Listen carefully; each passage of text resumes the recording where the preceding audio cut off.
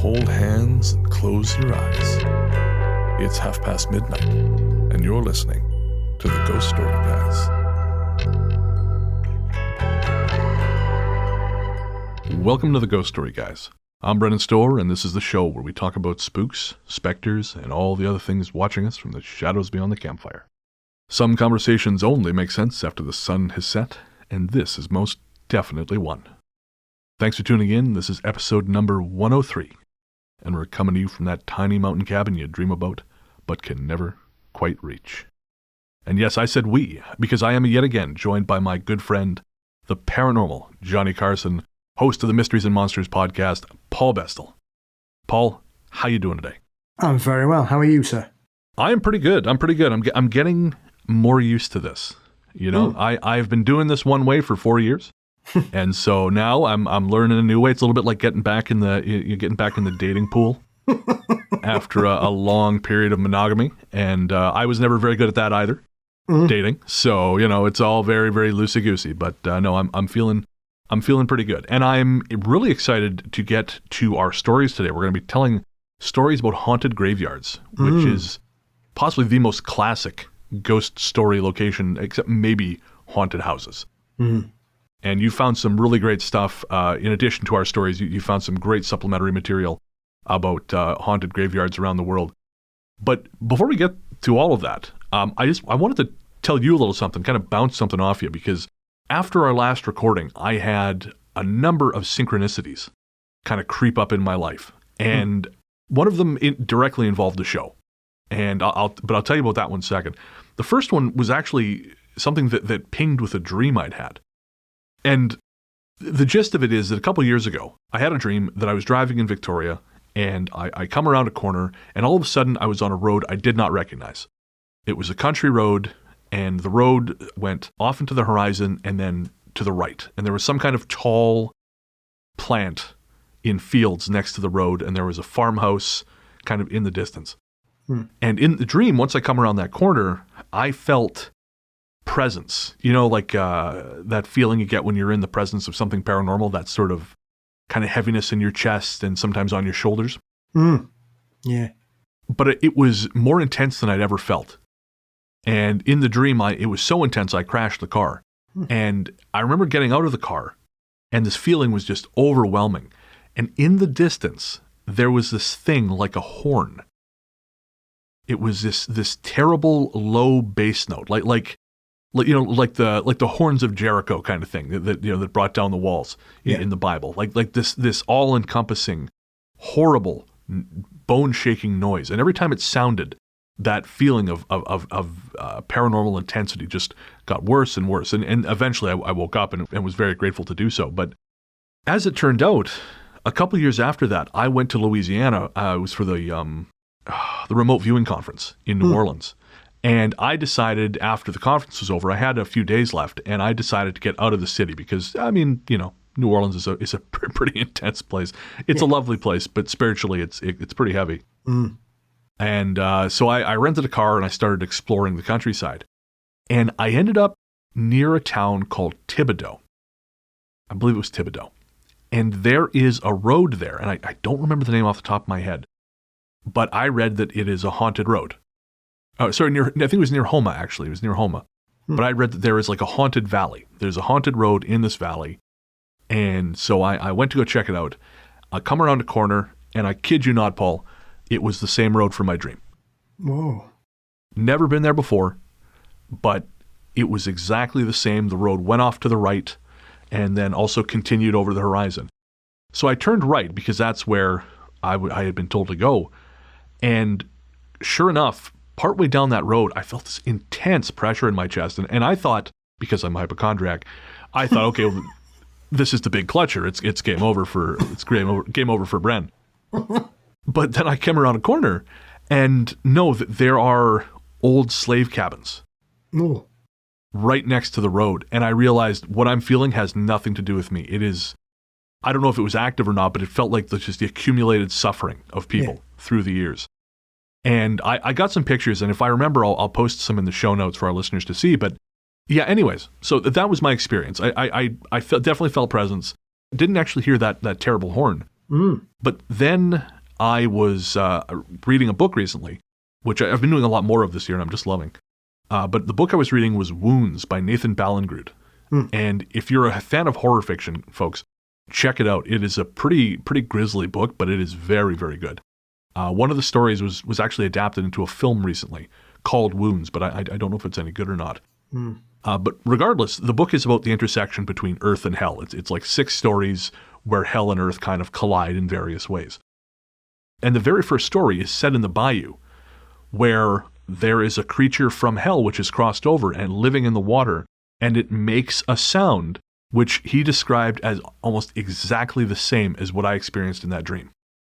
This terrible, low, earth-shaking bass note that just comes from everywhere and feels awful inside you, but still like manages to just get to every part of you.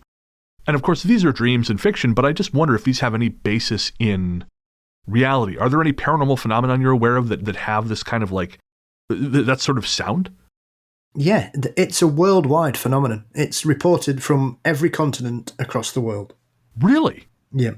And not a dream thing, but like a thing people are actually experiencing. Oh no, you can go on YouTube and people have recorded them.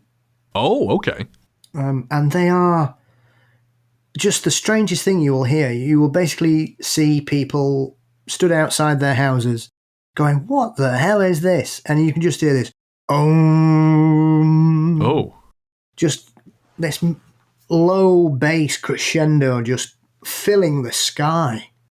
I've seen videos from Texas, from Canada, the UK, New Zealand, Germany, Africa, Asia, and it's a very, very peculiar phenomenon. And why don't you, sorry, just to interrupt, why don't you send me one of those, and then I'll just give it a quick listen, and then maybe we can pop it into the show. Yeah, definitely. I'll see which one I think's the best, and which one probably has the least swearing in it, because obviously the people that are involved tend to be quite scared by what's going on.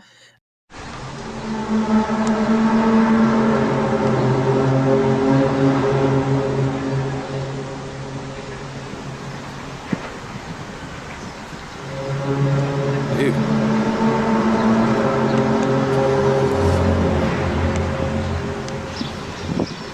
Did you guys hear that?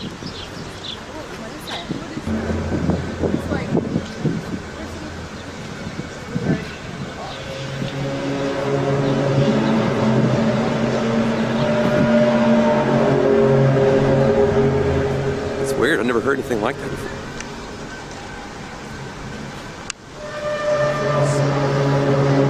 Where's it coming from?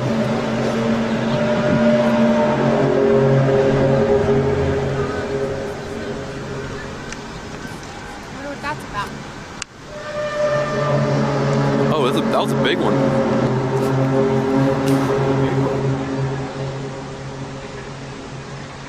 Okay, so we're back. That is truly disturbing because it is very, very similar to what I experienced or to what I dreamed about. Mine was a little more bassy, but still, that I'll be frank with you. As someone who suffers from anxiety, if I heard that sound just in my day-to-day life, I would assume the world was ending.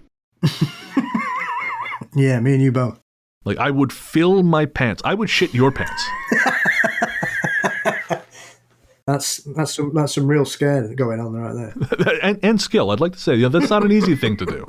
Some intense prestidigitation. But anyways, so what is the rational explanation for this? Okay, so there are 3 trains of thought.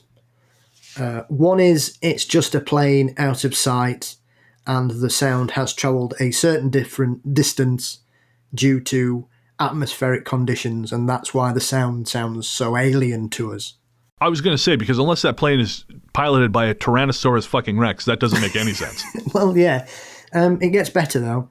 Okay. Another one is a plane that has broken the sonic sound barrier, created a sonic boom a long distance away, and once again it's been carried over distance, and that's why it doesn't sound the same. And the strangest one that I've heard is that it's actually the resonance of sand being moved in a storm under the sea. My brain hurts Paul. I don't understand. Like I know Under the Sea. I've seen The Little Mermaid. I get that. Yes. Sebastian's down there. He's having a good time. Was it Sebastian? I don't care. It doesn't matter. Anyways, but so the movement of sand underwater. Yep. Transmits up through the water and into the sky. The sound wave travels. Yeah. Like Jurassic Park. Apparently so. Yeah. Has this been conclusively proven, or is this one of those swamp gas explanations?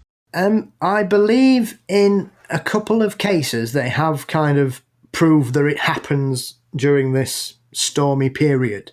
But it's one of those. It explains a couple, but not the vast majority. Interesting.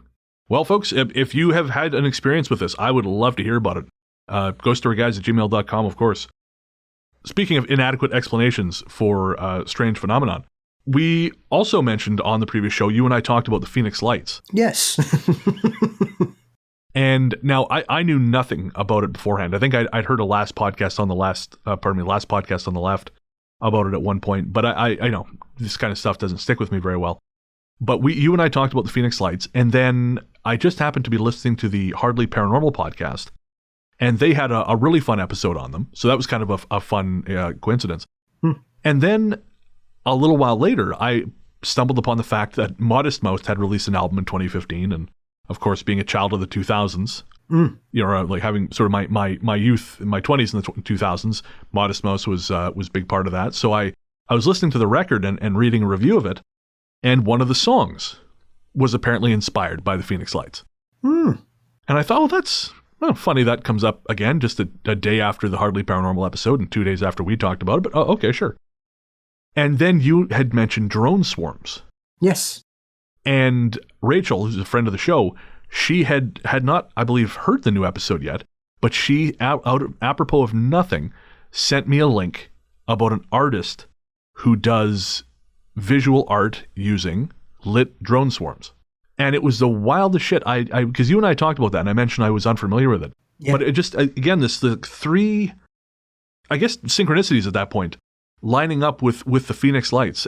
And, you know, I recall reading somewhere that to observe a higher frequency of synchronicities is to know you're going the right direction. Yeah. You know, that you're on the right path. And that was reassuring. after the last month and a half, that was reassuring, let me tell you.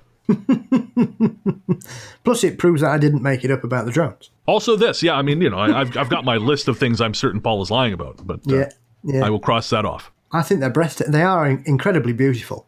Oh, truly. Absolutely. And again, if I remember, I'll try and put a link to that artist in the show notes, because he really does some spectacular stuff. And I also just saw another article about drone swarms becoming so fast that humans cannot fight back against them. But again, we let's not worry about that.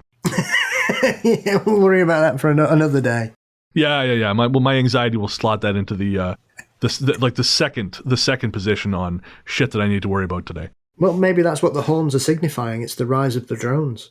Oh, don't do that, Paul. Paul, don't do that. All right. We're going to take a little break.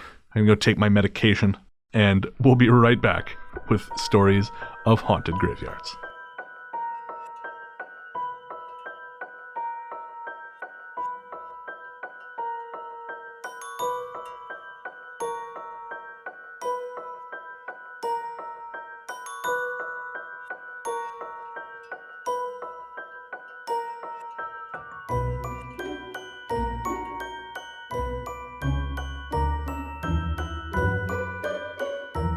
Welcome back. As we said before the break, I took a minute to do some deep breathing because Paul is apparently trying to push me into a panic attack. And and on this episode, to help me relax, we're going to be talking about death a lot. You know, that's what I figure that'll soothe me right down. We're going to be talking about haunted graveyards. And you, Paul, you found as you always do, you found some great additional material. And so tell me a little bit about what you found. Some famous haunted graveyards. Yeah, well, obviously graveyards are something very close to my heart, having grown up living across the road from one in a converted vicarage. Wow, okay, that'll do it. And we actually found a grave in our front garden. So, the story we're going with, eh? We found that here. Yes, okay, we did. Sure. Yes, we did.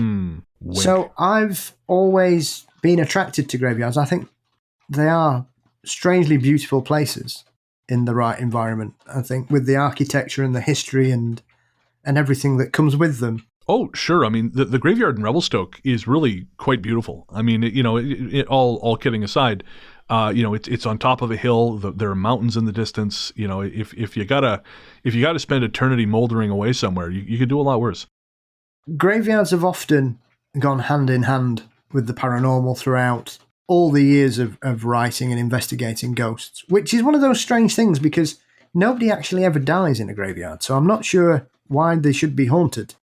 I've heard from some people this notion that the dead, when they cross, they don't really know what else to do, so they stay with their body. Yeah. And inevitably, of course, the end of the line is going to be the graveyard. Yeah. So I wonder if that's got something to do with it. It's a reasonable explanation in regards to why something would be there, yeah. And just so our listeners know, you're going to be hearing something on Paul's side, and that's because he's getting a sweet ass thunderstorm right now. Yeah, just what we need when we're having a spooky conversation. You couldn't ask for better. Where I live, the weather never does anything particularly interesting. So it is just sort of like either slightly overcast or slightly sunny. It vacillates between the two, and a thunderstorm is about as hard to find as original ideas. So yeah. Well, we've had everything in the last week. We've had severe snow, heavy rain, floods. And then it was 10 degrees and sunny for some reason the other day. Yeah, but climate change is a myth, Paul. No, absolutely, yeah. So, back to the collection of graveyards. So, I've often been attracted to stories and legends in regards to them, and the UK, as you may imagine, has several. There's one in Edinburgh, which is known as Greyfriars Cemetery. So, Greyfriars Cemetery is allegedly the home of Britain's most violent poltergeist. Oh, okay. He's known as Bloody Mackenzie. But you put allegedly in there, so I'm going to guess it is bullshit. Yeah. So anybody that visits the area and goes on the ghost tour runs the risk of being attacked, hit, scratched, have their hair pulled, whatever. But it's one of those stories that once you start to dig into its origin, none of it makes sense. Bloody Mackenzie was a rather nasty magistrate who wrought bloody havoc on the local Covenanters in the 18th century, starving them, chastising them, overtaxing them, and just basically driving them to death. And he's ended up being buried in the same graveyard where most of his victims are entombed. So you would imagine that this ghost would have been wandering around for a couple of centuries. But no, this ghost is apparently only awoken at the end of the 20th century by a homeless man who broke into his tomb. I mean, hell, I've had a homeless man sleeping outside my window, so I understand his consternation. Yes, but here's the first problem. There's no record of that ever happening. Oh, I see. So it's one of those where it's a story that can't be validated. This is the Annabelle of graveyards. Yeah, something similar to this. So we also get the fact that certain reports say the event started in the 1940s. Others say they didn't start until this alleged break-in by a homeless man. So already we've got two different origin stories. Right. Nobody's allowed to investigate the site because it's privately owned by a ghost tour company. Oh. And you can only visit it on the ghost tour. Shock. Exactly. However, there is a very weird story connected with this, which is, in 2004, two teenage boys did actually desecrate the tomb of Bloody Mackenzie, break in, smash his coffin open, and decided to take his skull and use it in a game of football. You're shitting me. Nope. They decapitated a dead body. Yeah. That's worse than that movie with Method Man and Redman where they smoked the dead genius. Like that is grim. Yeah. Apparently their excuses were they were doing it to try and impress some young ladies who were with them. Ava Braun? I mean, I grew up with some very interesting characters. Even they would have drawn the line at playing football with a skull. And they ended up being the first people put on trial for grave robbing in 100 years in the UK, though the charges were eventually dropped. And they basically just told, for God's sake, just stay at home. Don't do anything like this again. Now, boys, please don't kick any more corpses' heads down the street. Yeah. So it's quite interesting if you want to dive into the legend and the myth. I did an episode with it with the marvellous Hayley Stevens, and Hayley's done the investigation and been on the tour and everything. So Hayley's kind of the go-to person in regards to getting the real story of the Mackenzies poltergeist. Now, there was another famous cemetery we talked about briefly, and that was Glasnevin. Yes. In Dublin, correct? Yeah. And now Glasnevin, I remember we actually ran a story, if I'm not mistaken, we ran a story on that in episode 80, May the Dead Rise Up to Meet You, The Haunting of Ireland. But would you know it, I went and tried to find that script to find the story. It is gone. That is the only script in our entire Google Cloud that is gone. Every other episode from 0 to, or from 1 up to the present day, is still there. But The Haunting of Ireland, which was, if our listeners will recall, a famously fraught recording with a lot of technical difficulties, that script is now gone. But what were some of the more the famous cases from there that you found? Well, Glasnevin's got one of those wonderful stories that, ironically enough, something that ties in with a recent episode that we've done as well, which is animal ghosts. And a local hero who was the sea captain John McNeill Boyd, he died trying to save people during a ferocious storm in 1861 and was essentially swept off the beach by a freak wave, and his body was never recovered. So it's one of those where he's got a grave, but there's nothing in it. Right. And he had a faithful Newfoundland dog who was his constant companion. I mean, Boyd was a forward-thinking captain. He was completely against using corporal punishment. He was a highly respected member of the Royal Navy, seen action all across the world. He was the kind of captain that you would expect Russell Crowe to play in a film version of his life.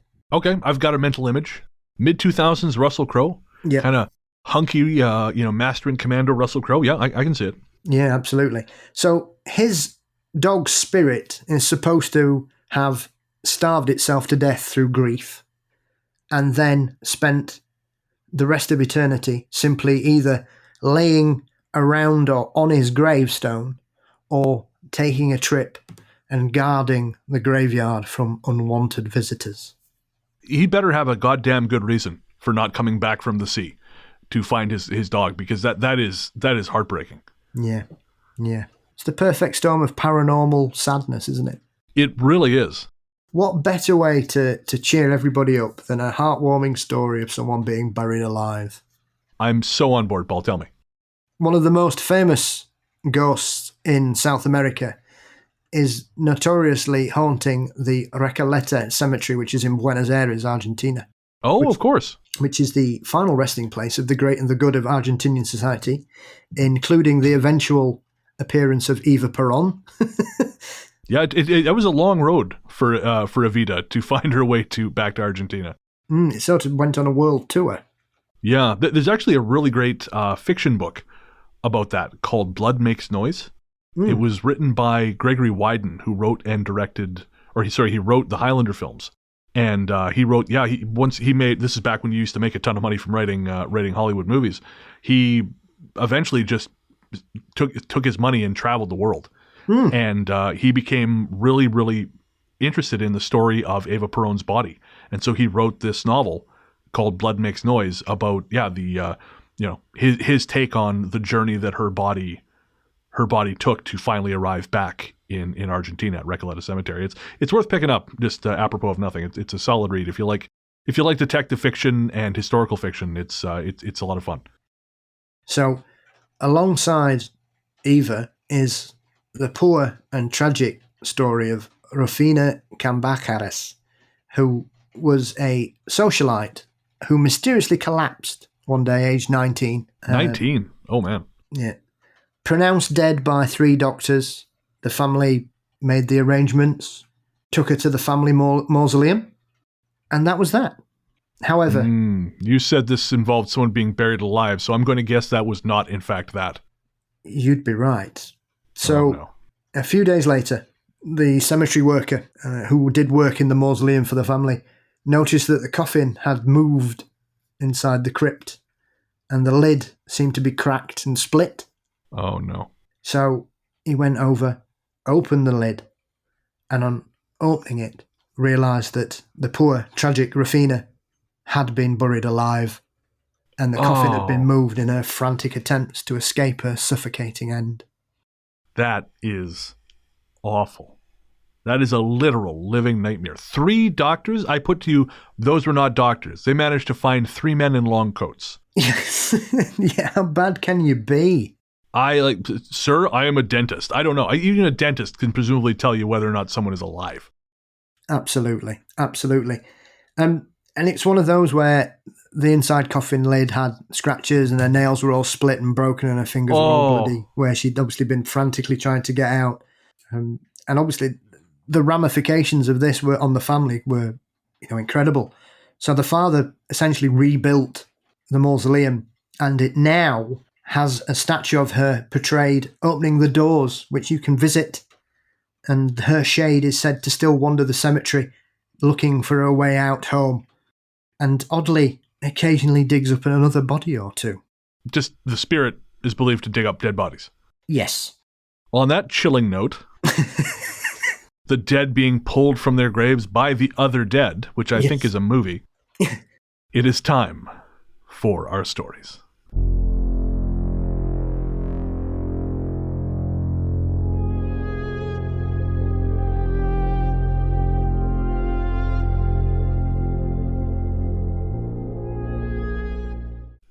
Laid to rest.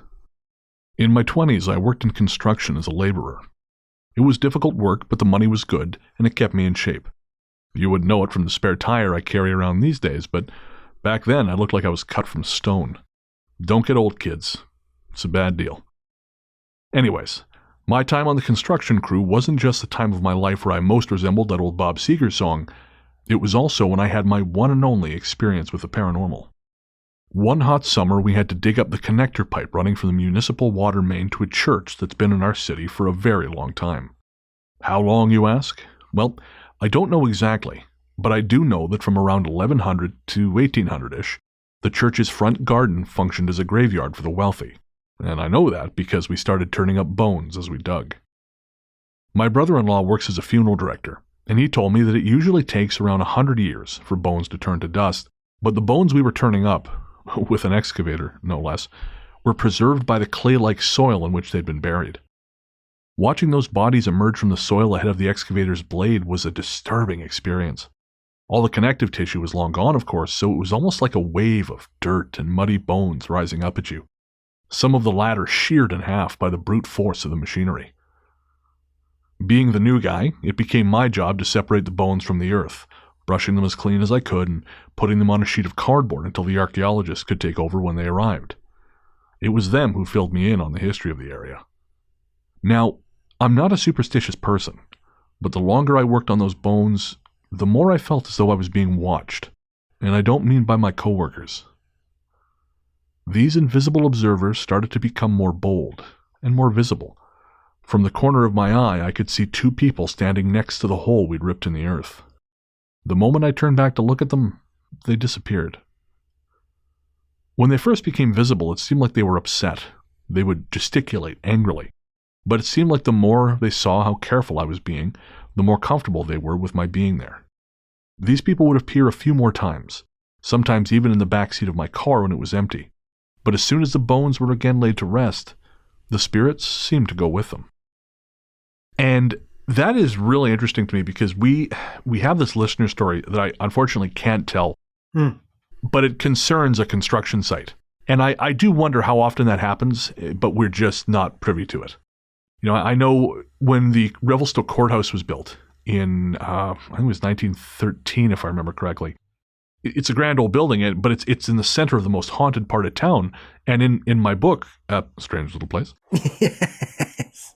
Now an Audible best-selling audiobook, which was completely unexpected. But anyways, that's another matter entirely.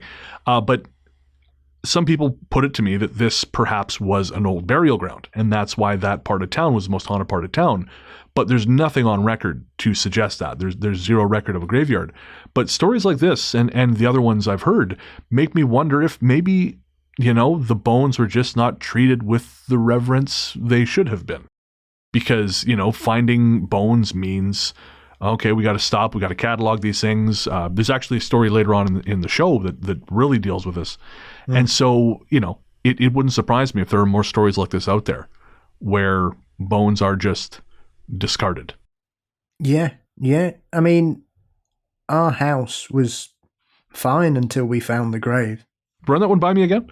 So, our house was fine until we found the grave in the front garden, and that was the grave of a 6-month-old baby girl. The house you live in currently? No, the house I grew up in that ended up becoming haunted. Oh, okay. That's what triggered it. Fascinating. And so, was it by disinterring the remains that this happened, or that you found it? I think it's because we found it, because we treated them with the reverence and respect they deserved. Okay. But I think it may have just awoken something, because essentially it was just a grave discarded in the ground. Oh, wow. It wasn't even in the churchyard. Is that technically a grave, or did they just bury something in the yard? I mean, that's... Well, there was a gravestone over it. Oh, I see. Okay. So the gravestone had been laid flat, and the burial was underneath. Interesting. And what started happening once you found it? What didn't? Oh, okay. This is a long one. Yeah. Let's just say we lived there another 2 years. Really? Is that why you moved? It was one of the key factors, yes. Really? Yeah. Oh, that's a whole episode of The Sunken Library right there, Paul. Me interviewing you about the house you grew up in. Yeah, I mean, I have talked about it once, but not really in depth. So, I mean, it's one of those things. We had a lot of weird stuff going, a lot of strange stuff, a lot of funny stuff. I mean, occasionally there were some nasty things happened, but a lot of it was just bloody weird. Occasionally, we would come home to find the bath had been filled almost to overflowing with cold water. Oh. Now would you be turning it off before it topped out, or it was just full of cold water? It was just full. So like the tap had turned on, filled, and then turned off? Yeah. About an inch before it overflowed. Wow. That is terrifying. That's genuinely terrifying. Yeah. It had a thing for water. Coincidentally, that syncs up with another story later in the show. Yeah. It's quite common in some poltergeist hauntings. Pools of water just appearing on the floor. Interesting. Well, watch this space, folks, for when I can convince Paul to talk about all of this on the Sunken Library, which of course is for our patrons. Rumble underground. Let me preface this story by saying that I'm not a flighty person. I don't believe in the power of crystals, chakras, or psychics, but I do believe in the validity of personal experience, and so I am conflicted. You see, my boyfriend and I live in the UK, and a few years back decided we needed a little getaway, so we booked an Airbnb in a remote part of the country. On one of our long walks, we came across a small church and graveyard not terribly far from our cottage. As someone with an interest in genealogy, graveyards have always interested me, and so we detoured through to check out the stones. About midway through the graveyard, one particularly large cast iron marker caught my attention. Most of it was webbed, with the inscription at the bottom badly faded. I leaned in to try and read what was written there, and that's when I heard the rumble. It was deep and heavy, but quiet too. Not a steady sound, but rather a kind of pulsing hum. If you stood up, it was no longer audible. Like I said before, I'm not given to fantasy, and so my first thought was maybe it had something to do with planes passing overhead, but my boyfriend is an obsessive plane anorak, and he used the flight tracker app on his phone to show me no planes had been nearby for hours. So what was it? What deep rumble pulses underground in the middle of nowhere? And that is an excellent question, and I thought maybe this might be something you had some insight into. You know, I'm one of the weird people that's actually experienced a rather amusing earthquake in the UK, which was remarkable in its strangeness. So I have to know, because I did not realize you guys had earthquakes. Yeah, I think it's the third biggest we've had in modern history here in the UK. It was 5.1. Oh, wow.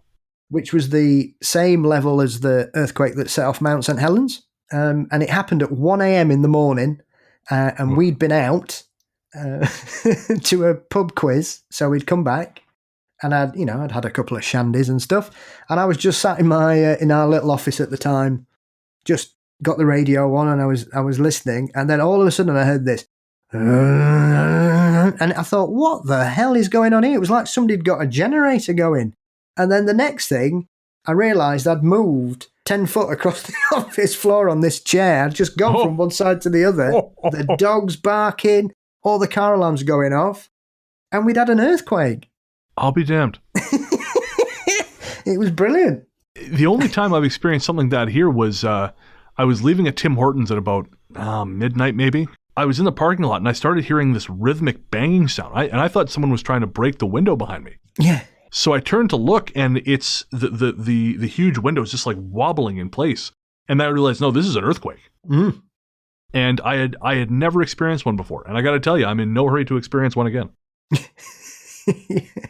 So we have quite a lot of very small ones. So, okay. I mean, it could be that. I'm not saying it is. It could be that. I mean, obviously, it depends which part of the UK they were in. Could it be, because obviously the UK is full of abandoned mining, because all our coal mines are shut. So it might be water or gas escaping somewhere, something like that. It could be. Interesting. Or, of course, it could be, trolls. Yeah, I was going to say Tommy Knockers, the Vengeful Dead, any number of horrific alternatives. Yeah. yeah, mining gnomes, anything.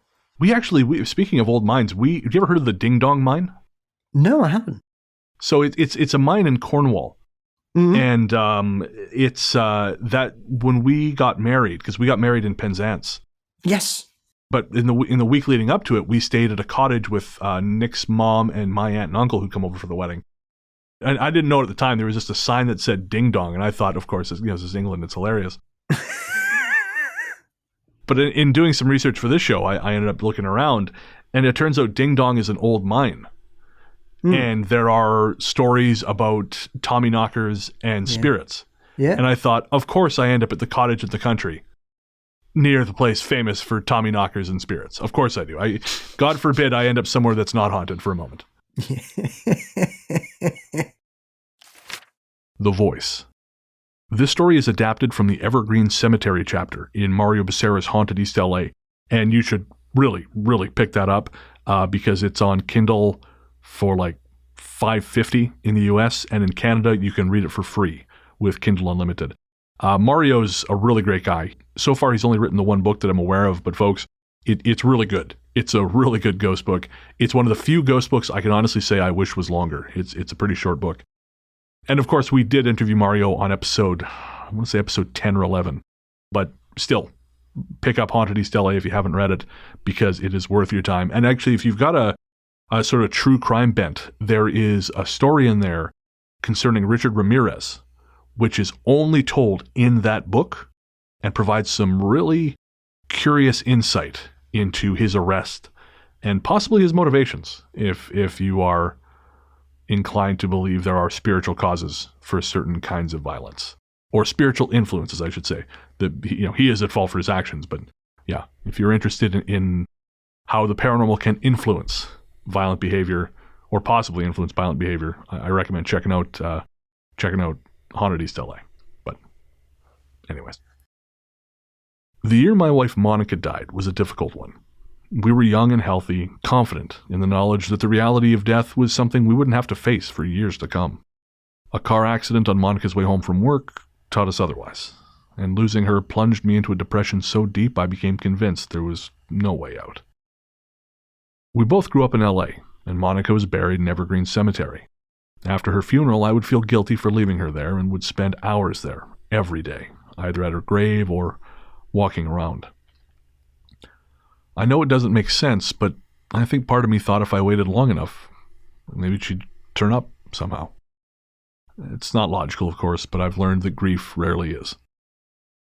This became a problem, of course, both for my work and general health, as I stopped eating and would sleep only fitfully, the guilt forcing my consciousness back to the surface every 30 minutes or so. It's very likely that if this had continued, I would have died. And looking back now, I think that was the point. Without her, I didn't see any reason to go on. It was a voice that saved me. Early one evening, as the final streaks of purple sunset were giving way to the blackness of night, I was walking toward the Evergreen Chapel on the First Street side of the cemetery. At least, that's where I was physically. Mentally, I was miles away, trying to find a version of my situation where all of this was a terrible mistake and Monica was still alive. As I approached the chapel, a woman's voice penetrated the fog around me. She called my name, so softly that at first I believed I'd imagined it. A few steps later, the voice called me again, and it was unmistakable. It seemed as though it was coming from the direction of the chapel, so I kept walking that way, trying to place the voice, which seemed familiar but elusive. It wasn't Monica, I knew that much, but still, it was a comforting sound that I recognized from somewhere. In the gathering dark, I walked around the chapel to find no one, and was just about to write it all off when the voice called again, closer than ever. And that's when it all snapped into focus. It was the voice of my mother, who had died when I was a boy. As soon as I'd made that mental connection, all the strength went out of me and I dropped to my knees. I wept harder than I ever had, and she spoke my name one last time. A feeling of deep, unwavering love flooded over me, and I knew she was with me. In that moment, I felt a glimmer of hope, and though it didn't last long, that feeling carried me through the next few weeks, as I began to take care of myself again, and rebuild my life. And, you know, I really connected with that one, with just this notion that if you think about it long enough, maybe you'll find a way that this is all a mistake. Yeah. You know, we had a member of my family pass very, very suddenly back, actually, 11 years ago now, 11 years ago this summer. 11 years ago, coming up in March, actually. It was my uncle, and him and my aunt were on vacation, and he had a heart attack in the pool of the Best Western in Tehachapi, California. And I will never forget the phone call that came in and when I was given the news, because it didn't seem possible. You know, it just seemed like, I remember saying to it was my mother who called, and I said, "Are you kidding?" And I understand it's a stupid thing to say because no one would ever fucking joke about that. But it just seemed so impossible. That's literally all I could think of. So I've apart from, you know, sort of the being contacted by the voice of his mother, which was, you know, quite nice, I just really connected with the sense of unreality that person must have felt. Yeah, it is difficult, especially when it's sudden and it's unexpected, because it's a different kind of grief than perhaps if someone's been ill or they're maybe older. It seems, and I don't wish to trivialize it, it sometimes seems easier than when it's completely unexpected. Oh, sure. Yeah. I mean, yeah, absolutely. I understand. I don't think you're being glib at all or whatever. It's very much a different experience. You still grieve, but you grieve in a much different way. Yeah. Yeah. It's a situation, unfortunately, that I've gone through several times in life. I mean, especially in this day and age with people that, you know, one particular incident where I saw someone, they left, and then half an hour later we found out they'd died in a car crash. Oh God. So and the ramifications of that stay with me for months. I can't imagine. I just the thought of that, because there's a handful of people I see, and the thought that one of them would leave one day and not come back, I mean, it's chilling. Well, that's a buzzkill right there. Yeah. Yeah, that's a bit heavy. Yeah, sorry, mate. No. Hey, this is what we do. Going back to Evergreen, though, I will say I talked about it at the top of the story. Mario Becerra's Haunted East LA is a really, really good book. I know Mario was talking about writing a larger book on LA proper. I don't think it's been released, but I truly hope he does go back to writing, because, again, he's a very, very, very, very gifted writer, and he had some access, because he grew up in East LA, he had some access and some connections that just led to some really brilliant stories. So again, I hope that I hope he does that, because I haven't seen a lot of great ghost books come out of LA. You I'm fascinated by the city, but I don't know of many that have originated there. And in fact, actually, I tried to pitch my publisher on a book of LA ghost stories back after Strange came out. Yeah. And they said no. So maybe that's why. They said that people in LA don't care about ghosts in LA. That is strange, though. Do you think that's because LA in the history of the States is quite a young city? Honestly, I don't know. I mean, certainly the material is there. Yeah. I mean, our listener, Ella, I met up with her when we were both happened to be in Los Angeles. She coming from Australia and I was, on vacation. And just walking around downtown, you could feel the energy starting to come in from all sides at about 8 o'clock at night. You could feel the number of places you could walk start to dwindle as you moved. Like it felt like something was shutting off streets.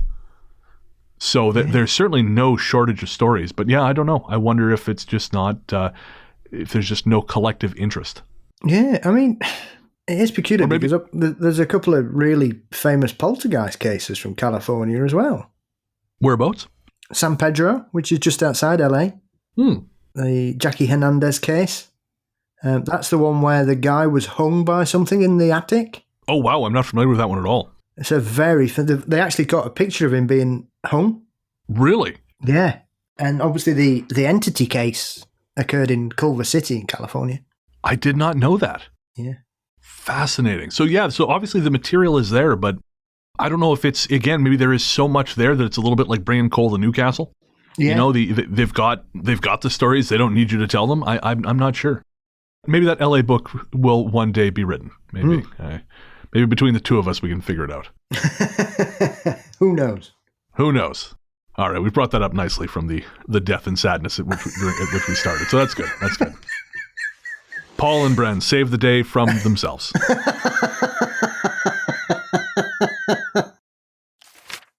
People skills.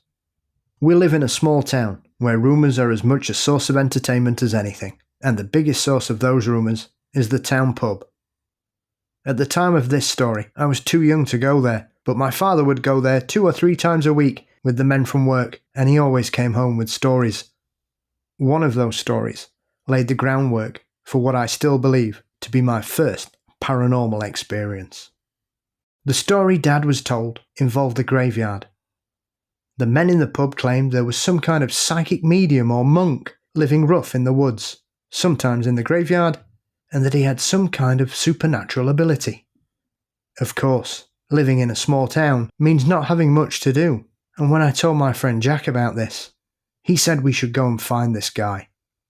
As you may have guessed, Jack was not clever, but again, small town, and my friend options were limited. The next free day we had, we biked several miles out to the graveyard and found a bench from which to stake out the place. We arrived in late afternoon and saw the usual graveyard crowd. As time passed, the number of people thinned out until finally only one remained. An old, bearded man on a bench by the parking lot. He didn't appear particularly noteworthy, but the stories had said that this was what we were looking for, so Jack and I cautiously approached him. The man was surrounded by plastic bags, full of what I assume were his belongings, and was smoking a cigarette. Next to him was half a carton of the same. The old man was now looking at us, his deep-set eyes apprehensive. By this point, I wasn't quite sure what to do. We'd heard about the man, now come to see him, but I didn't know what came next. Is there a good way to ask a stranger if they have psychic powers? Frankly, that would have been better than what Jack did, which was to insult the old man. I won't repeat what he said, but it's the opposite of how I imagine one should speak to a person with possible psychic powers. I decided the best course of action was to remove myself, but Jack remained, trying to get a rise out of the old man, who steadfastly refused to respond. Since Jack had gone into full-on guerrilla mode, this pissed him off even more, and he retaliated by grabbing the old man's cigarettes and crushing them underfoot. This got a reaction. From his spot on the bench, the old man rose to his full height, at least a foot taller than both of us, and looked directly into Jack's eyes before saying, "You are a disgrace before God." Then, he simply walked away. Exhaled a breath I didn't know I was holding and told Jack we should go. Not content to let the old man have the last word, he shouted after him, calling him a coward and worse. Like I said, he wasn't a bright kid. The bill came due later that night when we had a sleepover at Jack's house. The first part of the night wasn't special at all. We watched a movie, had snacks, and did all the things we usually did when one of us stayed over with the other. It happened in the night, when I woke up in my sleeping bag on Jack's floor.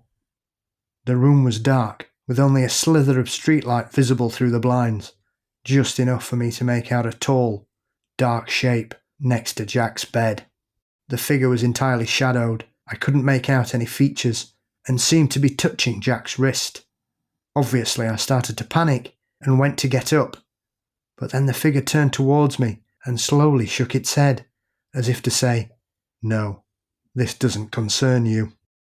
At this, I figured it had to be a lucid dream, so I rolled over and went back to sleep. The following morning, however, I wasn't so sure, because Jack looked like hell. He was pale, felt sick, and said that he had had difficulty sleeping all night. It had been hard to breathe, and something felt wrong with his heartbeat, like it couldn't keep a rhythm. That was enough to make me pause with a spoonful of cereal halfway to my mouth, and I almost told him about my dream, but decided things were bad enough for him as it was. By the end of the day, Jack felt normal again, and never made a connection between his illness and what had happened between him and the old man, but I knew, and subtly suggested over the next few weeks that maybe, just maybe, he should work on his people skills. Yeah, to say the least.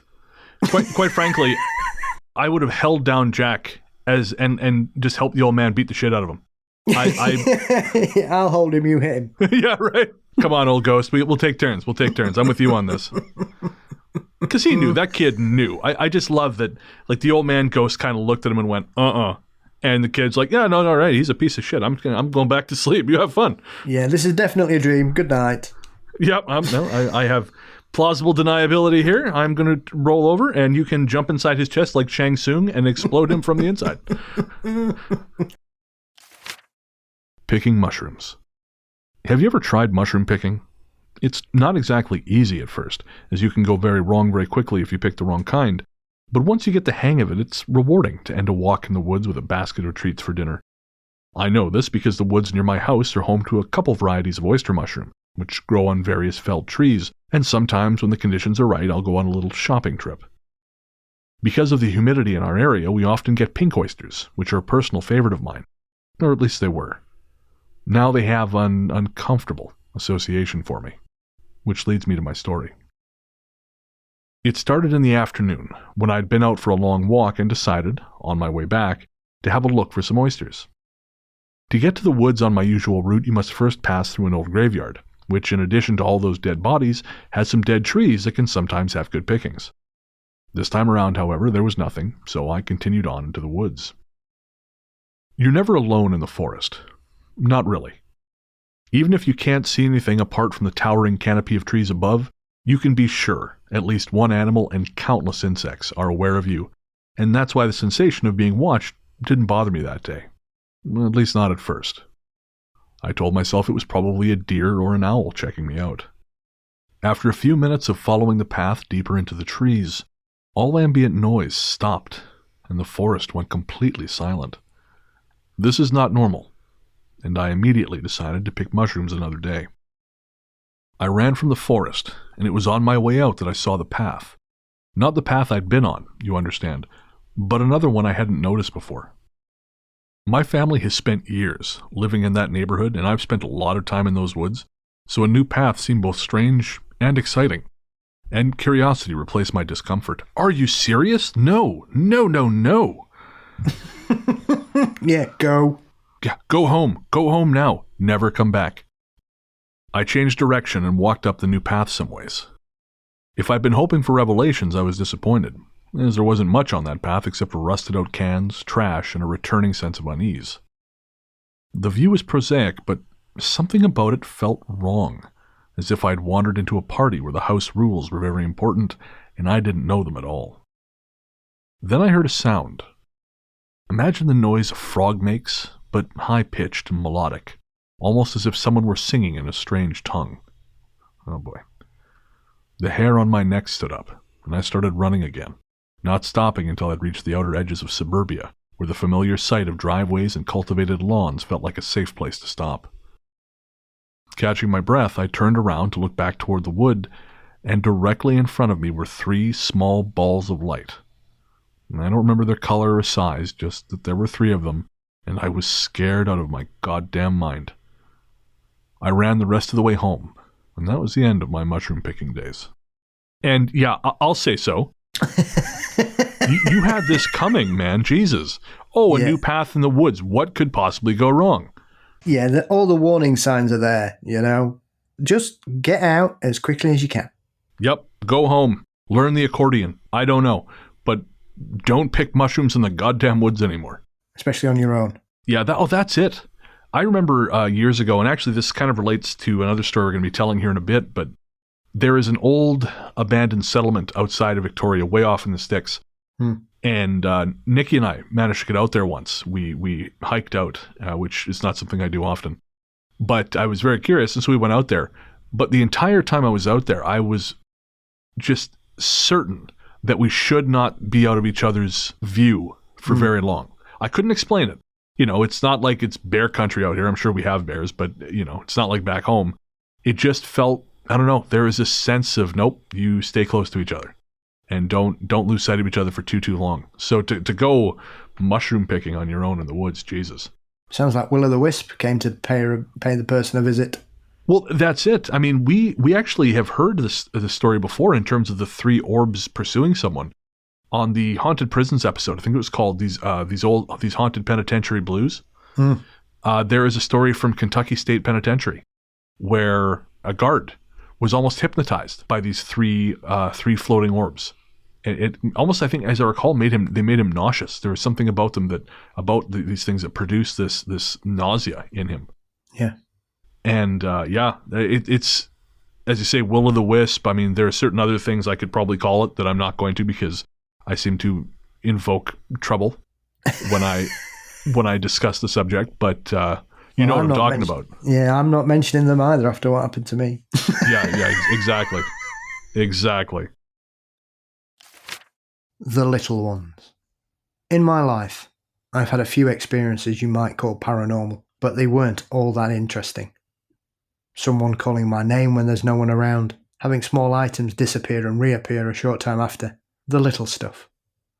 Nothing like what's been happening since we relocated to rural Oklahoma. When my father-in-law Harris died, my husband David and I had been eking a living out on the West Coast. We were doing all right, but David has a minor criminal record from when he was a young man, and it made finding well-paying work difficult for him, despite his qualifications.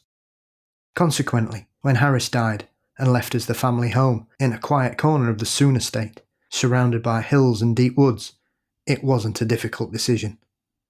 It would have been an adjustment from Tacoma, but my work was portable and our dollars would stretch much further. At 9 months old, our daughter Miller was young enough that the change wouldn't make any difference to her, and I liked the idea of bringing her up somewhere peaceful.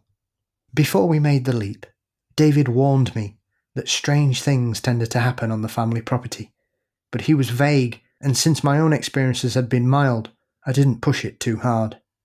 Besides, being out in the country, with the only other structure nearby being the community church and adjoining graveyard, I figured they may be over-interpreting otherwise innocuous phenomena.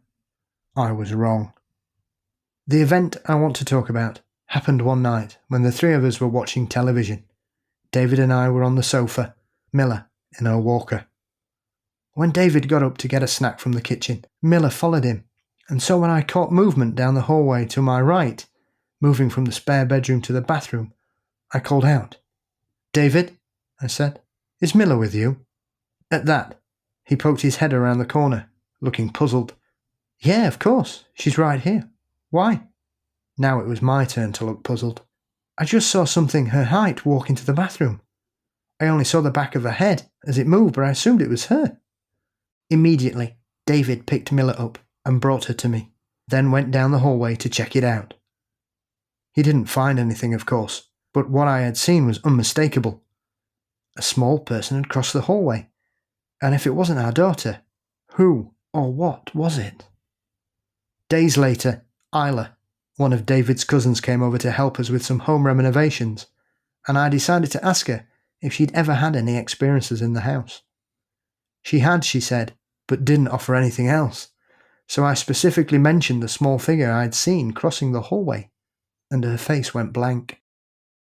Isla told David, who had been in another room mixing paint, that we had to run into town, but would be right back. She didn't speak again until we were a good 10 minutes away from the house, and then she said something I'll never forget. "What you saw. Harris always called them the little ones. Don't talk about them, especially at night. And if you see one again, do not look at it. Pretend you didn't see anything, and everything will be fine. You also have to keep the house clean and make sure neither of you drink heavily. I don't know why it matters, but it does." The Graveyard Girl. Living next to a graveyard was never something I planned, but when you get offered a great deal on a furnished studio apartment with a lovely terrace, you tend not to worry so much about all the dead people visible from your breakfast nook. Okay, in truth I don't have a breakfast nook, but I can see the village graveyard through my kitchen window if I stand on my tiptoes. A few days after getting settled in my apartment, I took a long walk with my boyfriend Patrice to familiarize myself with the new neighborhood, finding, among other things, a patisserie, a chemist, and grocery store. I was going to like living here, I said to myself. On the way home, Patrice and I took a walk through the graveyard, finding both the headstones and the small church in the center well tended. It was obvious someone loved this place, and made sure it was well taken care of. As we walked along the rows, I felt comfortable and safe, but began to notice Patrice seemed troubled. I didn't think much of it, being too engrossed in checking out the rows upon rows of headstones, and before too long we went home. A couple days later, when he was over to watch a movie, he brought up the graveyard again, specifically one of the graves. He said that on our walk he had noticed the grave of a young girl who had passed away not long before, at the age of 5. Patrice is a big guy, a football player, and I was surprised that something like a grave could get to him, but it had. After that night, we didn't speak of it again, and it didn't even cross my mind until 3 days ago. The night before had been a late one. For some reason, sleep just wouldn't come, so I woke up midday and after basking in the sweet freedom of having my own apartment all to myself, got up to tend to my chores. I cleaned that place top to bottom, cleaner than it was when I moved in, and so you can imagine my surprise when I came home around 9 p.m. to find a puddle of water in the living room. There was no obvious source, the ceiling was dry, all the windows closed, and it hadn't rained all day, so I had no idea where it had come from, but tried to tell myself it was just a missed spot from earlier. Still, though, the whole thing had me unsettled, and I could feel another sleepless night coming. If only I'd known. My front door has 2 locks, and once I've decided to stay in for the night, both get locked right away. It was a habit my dad drilled into me when I started staying home alone without my parents, and it paid off that night when, at 2 a.m., I heard something playing with my door. I had already been wide awake in bed, but now my entire body was on fire with adrenaline. From where I lay, I could see the doorknob jiggling, turning ever so slightly at first, then becoming more aggressive. Whoever was out there wanted in. The door began to shake in its frame, and despite the August heat outside, I suddenly felt ice cold. The door shook one final time, hard enough I started to worry about whether or not it was going to hold, then stopped. The doorknob rotated back to its original position, and for a moment there was silence. The fear that had gripped me loosened enough for me to get to my feet and creep toward the door. The closer I got, the more I could make out quiet crying and mumbling from the other side, and the harder it got to walk. This is difficult to explain, but it was as if my body just didn't want to go in that direction. Before I could contemplate what this meant, a voice rose from the other side of the door. A young girl. She said only one thing, softly. "Mommy, please let me in. I'm scared in the dark." That was it. 2 a.m. or not, I grabbed my cell phone and called my boyfriend. What the hell's the point of having a boyfriend if you can't call him at 2 a.m. when ghosts turn up at your door? My phone was on mute, so dialing didn't make any noise, but the moment I called him, the crying stopped. That night I didn't sleep at all, and work the next day was hell. Since then, I've managed some sleep, but my dreams are violent and disturbing. A common theme is injury to my eyes, and sometimes they're so bad I wake up nauseous. I have no idea what's happening to me, or why. Did something decide to follow them home? But she didn't seem to have that kind of reaction to the graveyard, whereas her partner did. But I wonder, if it's kind of situation where the person is in the moment, not very sensitive to these things. Yeah. So, he caught it, he picked up on it more because he's a little more tuned in, but at the same time, she's not. However, when the hammer comes down and it's 2 a.m, it can exert an influence more easily. Yeah. I mean, either that or the neighborhood kids were just fucking with her to do it. Yeah. I think there's something quite unnerving about a doorknob moving at the early hours of the morning, regardless of the scenario, I think. Oh, absolutely. Doorknobs, no. Unless they are in your hand, they should not be moving. Because that means there's someone outside who wants in, and that is very bad. Yeah, so the lesson is always lock your door. You always lock your door. The second you get home, lock your goddamn door. Security tips here at the Ghost Story Guys. The Swaying Man. My ex-girlfriend and I were bad together for a lot of reasons, but we had some fun together. On some weekends we would get dressed up to the nines, drive a couple of towns, and crash weddings. God, we raised some hell. But this isn't one of those stories. This story happened on one of the nights we went graving. Graving was more or less what it sounded like. On summer nights, we'd pick a cemetery, there are a lot in Washington state, wait until 11 or so, then sneak in and fool around. The night this story takes place, we had picked a new place to explore, a largish cemetery by the highway maybe an hour away. We parked my Chevelle near a side gate, behind a copse of trees, and snuck in through the unlocked gate. The side we started on was the veteran side, where the headstones were well loved and decorated with flags, flowers, and the odd pinwheel. As we made our way along the rows, I became aware of how quiet it was. There was no wind, no bugs, no birds, and it made me uneasy. Then, in the distance, I saw him. Maybe 200 feet ahead of me, next to a large tree, was what appeared to be a wide, white figure dancing. I blinked, and the figure was still there, swaying, and for a moment I thought it was a homeless man or some hippie. Then I realised he had white shackles hanging from his wrists. The white robe he wore was swirling through the air, and I could see right through him. Whoever this man was, he was translucent, and in a graveyard at night, there's no getting away from what that means. As quietly as possible, I got my girlfriend's attention, and whispering, explained what I was looking at. She saw the man too, but was somehow less upset about it than I was. She actually said out loud, "What's he gonna do? Haunt us?" Mistake. Yeah, don't encourage this situation. Nope. The swaying man seemed to hear that. Yeah, you're right. And suddenly, he was no longer swaying, but running full bore towards us. I never got to see what his face looked like, because we both ran as fast as we could for the gate. By the time we got back to my car, my lungs were on fire and my girlfriend could barely stand. Looking back through the gate, I could just see the tree we had run from, and next to it was the swaying man, dancing as though nothing had happened. I'm going to say it right now. This woman is the kind of person who starts bar fights and then says to their boyfriend shit like, "You're not going to let him talk to me like that, are you?" Yeah.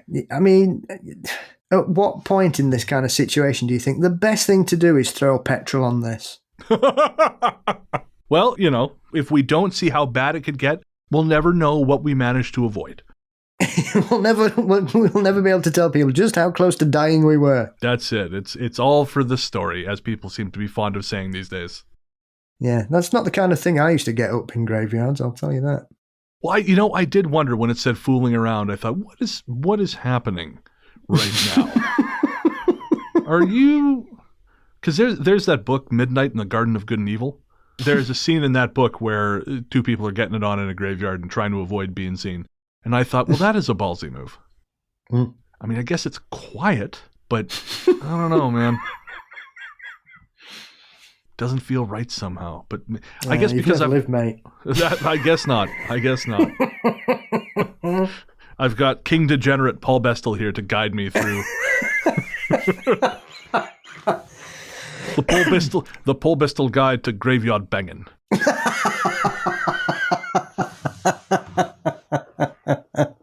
Yeah. I used to enjoy being I used to enjoy taking a lot of risks in my youth. As I'm learning, there's so much I don't know about you, Paul.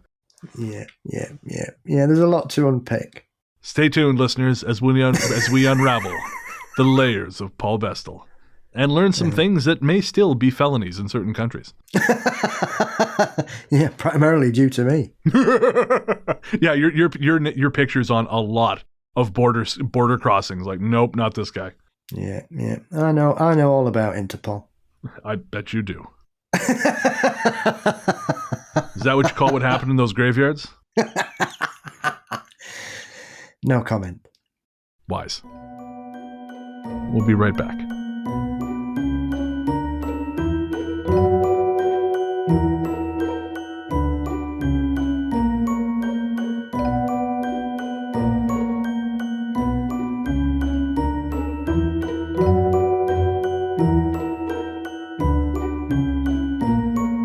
Hey there, listeners.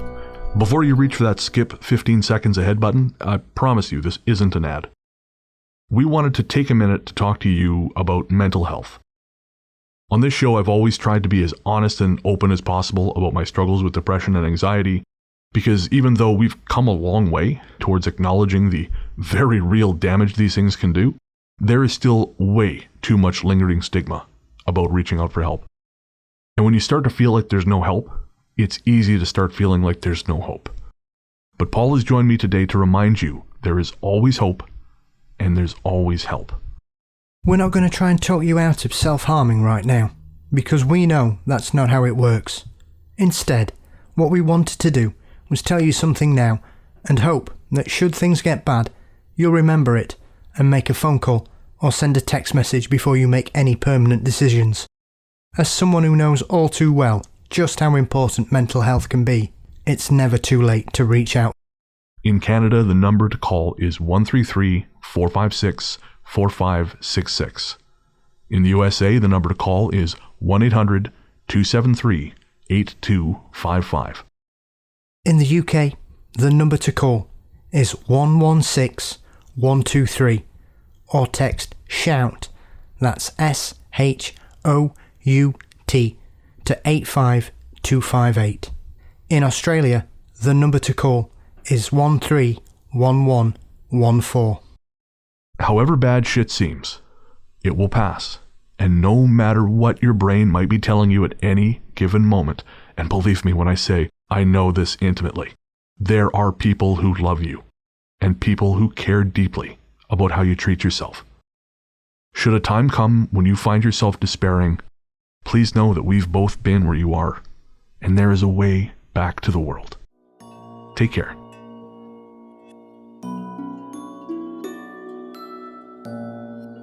Before we get back to the main show, I wanted to shout out another podcast where you can hear true life stories of the paranormal with a fun twist, and that is Deadly Debbie's Creepy Files. Hosted, of course, by Deadly Debbie, who is kind of like a podcast version of Elvira. Now, depending on how old you are, you may have to look that up. Go ahead, I'll wait. Okay. And each episode, Debbie hosts a variety of people telling their true life stories of the paranormal. Why am I telling you? Here, have a quick listen to a trailer for Deadly Debbie's Creepy Files. Well, hello there, little black kitties of the night. Come and join me, your host, Deadly Debbie, as we go through my creepy files and listen to real-life, strange but true stories from people all over the world. Explore the weird and wonderful in my weekly podcast with Deadly Debbie's Creepy Files. Welcome back. Thanks, of course, to the rest of the team, Luke Greensmith, Anthony Germain, and Sarah Kent for their work on this and every episode. You guys helped me out more than I can possibly say, and I couldn't, genuinely couldn't do it without you. And I'd also like to thank Wanda Fraser, who has been working with us since, I want to say since last year, on our weekly dark art projects, which get posted over on our Instagram at The Ghost Story Guys. And Wanda has also been working with me to launch our TikTok account, which is a terrifying thought. Go ahead and find us on TikTok at Ghost Story Guys. Big thanks to you, Paul, for keeping me company on these shows. You make the process a hell of a lot easier, a hell of a lot more comfortable, and you bring so much freaking knowledge, it is sometimes embarrassing. So thank you for having me again. It's always a pleasure, my friend, and I'm always glad to inadvertently cause a panic attack. Yeah, it's a gift. It's a gift. it's just magic. Where can everybody find you online? Okay, you can find us by searching for Mysteries and Monsters on all podcast aggregators. We've also finally launched our lovely little website, which is mysteriesandmonsters.com, where you can catch up with the latest episodes, and there'll be more content going on there as we go. And we're across all social media platforms under Mysteries and Monsters as well. Lovely. Make sure to check out Mysteries and Monsters. It's a great show. Paul is an extraordinarily knowledgeable interviewer, and if you want to learn more about the paranormal, you won't find a better place. Thanks, Paul. You're welcome. See you soon. Now it's time to thank our patrons. This one's for the patrons. Patrons, you are the ones who make this all possible, and I cannot tell you how much I appreciate it. So, this time around, I'd like to thank Damian Addis, now this is either Zumtod or Zumtot. I'm not sure which, but whichever it is, thank you very much. Laura Pongratz, Jesse Holtzman, and Tyus Fernandez Mihailovitz. Thank you so much, guys. Again, I can't tell you how much I appreciate it. And I really do want to thank everyone who has supported the show, both financially and just by listening, because both are equally important. They're both very meaningful, and I appreciate them a great deal. I wasn't going to talk about this on the show. I wasn't going to bring this up. But in the month, a little over a month, since Ian has no longer been a part of the show, it's been nerve-wracking. It's been an upsetting time. And I've tried my best to make the show as smooth as possible and not show it. But I've been encouraged by people who listen to the show who know to bring it up. And so I want to do that, but in the context of thanking people. Because, one of the reasons I hadn't brought it up prior to this is the changeover was my decision, ultimately. And I don't regret it, not in the slightest. It had to happen. For anyone who really wants to drill down on the why, head on over to our website, ghoststoryguys.com. There's a link to the free Patreon post there. You might have to scroll a bit to find it, but it is there. And that gives some background on what went down. But again, it was ultimately my choice, and for me to then express any kind of reservation kind of felt like whining. But again, I was told that is dumb, and you should just bring it up and mention it. So yeah, it's been a very uncertain time, and Paul has been wonderful. I couldn't ask for a better guest host, and honestly, Luke, Anthony, and Sarah have been wonderful supports as well. But making the decision I did was risky, because the show is my livelihood, and I spend a lot of time on the show. It is very much my baby. So yeah, making that decision and knowing it could just all go away was very nerve-wracking. And it still is. Things have gone pretty well, all things considered. I've had some folks give me shit for it, but way more have been very kind about the whole thing. And of course, people have to get used to the new situation, the new vibe, and I understand that completely. I have to get used to the new situation and the new vibe. Again, Paul is a brilliant co-host, but I did this for 4 years with Ian. So it's an adjustment for a lot of reasons. And I'm very happy with where we're at, and I really think we're going to go somewhere special. And so I just wanted to thank everyone who has stuck with us. And it really is us. It's Luke, Sarah, Anthony, me, Wanda, Paul, and all our upcoming guest hosts. You stuck with us, and you put your faith in us, and that means... oh man, I can't even tell you what that means. It's a wonderful gift that I just appreciate more and more every day. And so thank you very, very much.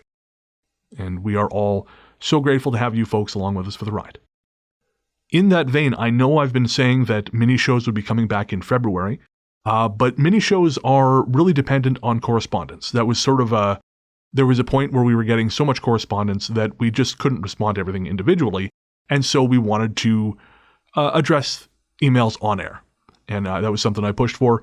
And of course, since the changeover, email has dropped off considerably. And again, I understand why that is. I mean, 1, we're in the middle of a pandemic. 2, lots going on. And 3, I'm sure there's a lot of uncertainty about writing to the show. So the mini shows are probably going to continue on hiatus for the time being. Again, just because there's not enough correspondence. But when that time comes and that correspondence picks back up, you can bet that there's going to be mini shows. You got my word on that. If you do want to get in touch, ghoststoryguys@gmail.com is a way to do it.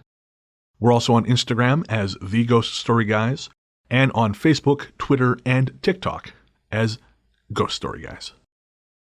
Feel free to send all the DMs you want, but if you do have a story to tell, please make sure you send it to the email. Again, that's ghoststoryguys@gmail.com. And if you've got a story to tell or a comment for the show, but you don't want to type, you can always call the Ghost Line. There's something strange in your neighborhood. Who you gonna call? Ghost line. Call 1-888-588-6920.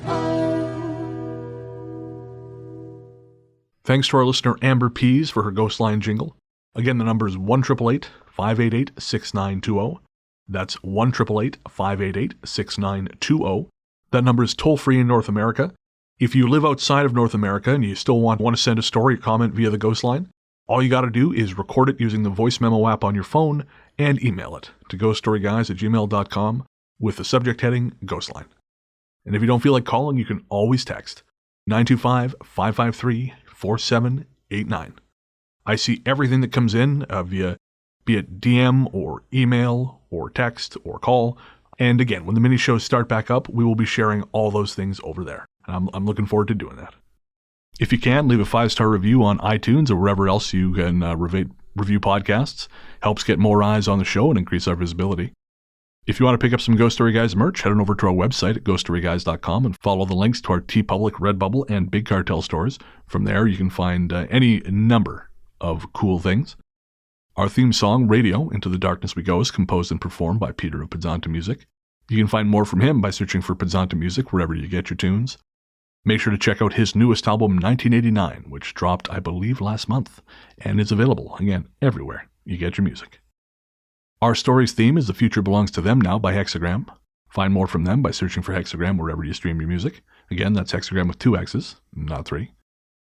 All other music and sound effects on this podcast are provided by Epidemic Sound. If you're looking for pod-safe music or sound effects for your next project, head on over to epidemicsound.com to check them out.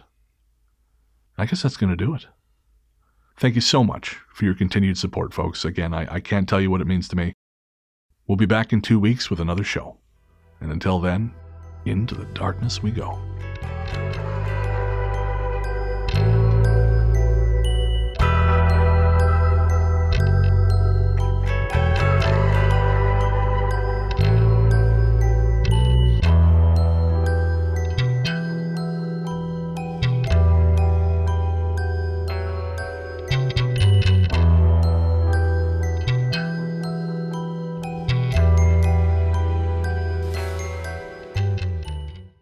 Gremlins could have stolen my dick right out of my pants.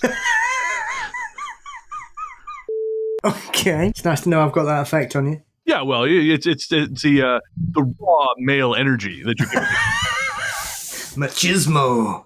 Exactly. Yeah, you understand. Yeah, that's what you're right. That's what I needed. Yeah. Thank you, over relationship doctor. Jesus fucking Christ.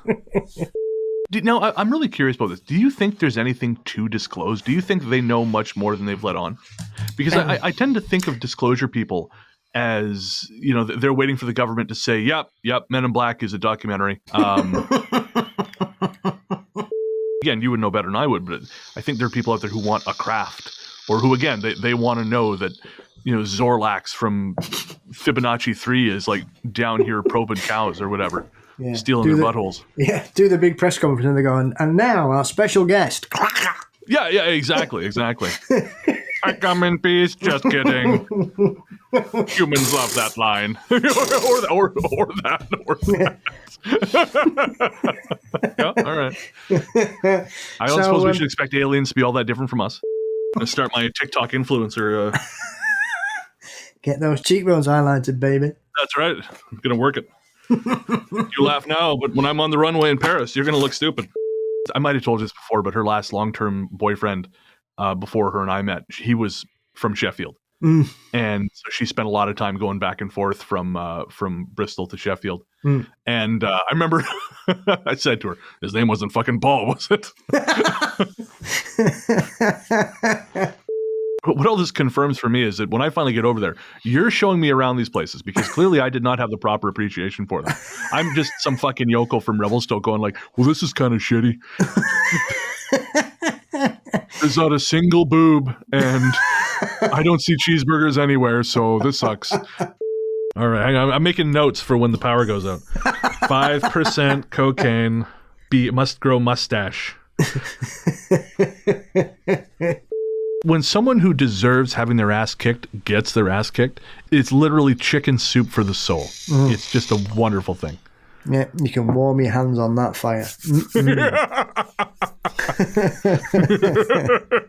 Yep.